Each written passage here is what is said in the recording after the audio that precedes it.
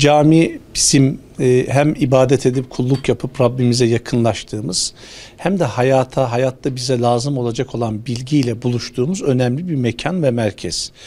Bir kere camide bu anlamda bir hayat var diyoruz biz.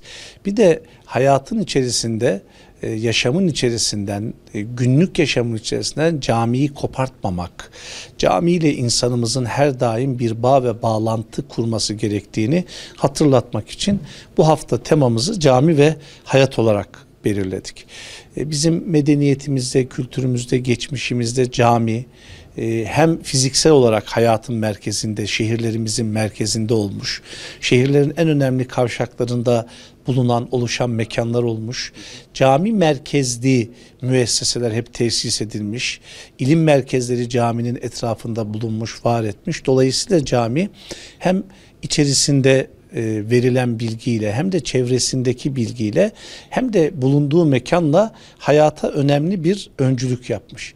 Bugün bunun ufak ufak belki zaman zaman belli mekanlarda, belli ortamlarda kaybolabildiği veya değerinin azaltabildiğine dair göstergeler de var. Yeniden insanımızın zihnine bunu yerleştirmek ve insanımıza hatırlatmak için cami ve hayat teması belirlenmiş oldu ve ülkemizin dört bir köşesinde, her il ve ilçesinde insanımızla, vatandaşlarımızla buluşarak cami ve hayat temasını işlemeye çalışıyoruz. Cami bizi hayata nasıl hazırlıyor? Nelerle buluşturuyor? Buluştuğumuz değerleri hayata, yaşama, sokağa nasıl taşımalıyız? Nasıl ulaştırmalıyız? Bunu hep beraber hatırlamış olacağız inşallah. Cami merkezli bir hayat şu demek bir kere, insan gönlü, kalbi, ruhu camiye bağlı, yani ibadete, Rabbine bağlı bir şekilde yaşamalı. Rabbine karşı olan emir ve buyruklarını ihmal etmeksizin yaşamalı. Caminin içerisinde oluşturmuş olduğu o disiplini, o ruh halini, o maneviyatı, o dinginliği de hayata taşımalı. Caminin içerisindeki teslimiyetini, nasıl camide biz kimseye zarar vermeyiz, kimseye kötü söz söylemeyiz, yanımızdaki herkesle omuz omuza bir ve beraber oluruz. İşte caminin içerisindeki bu ruh ve anlayışı sokağa da taşımamız, hayatımıza taşımamız, günlük yaşamımıza taşımamız, hayatın her yerine ve bütün ilişkilerimizde bunu göstermemiz noktasında bunu sağlamalıyız. Buna ihtiyacımız var bugün toplum olarak.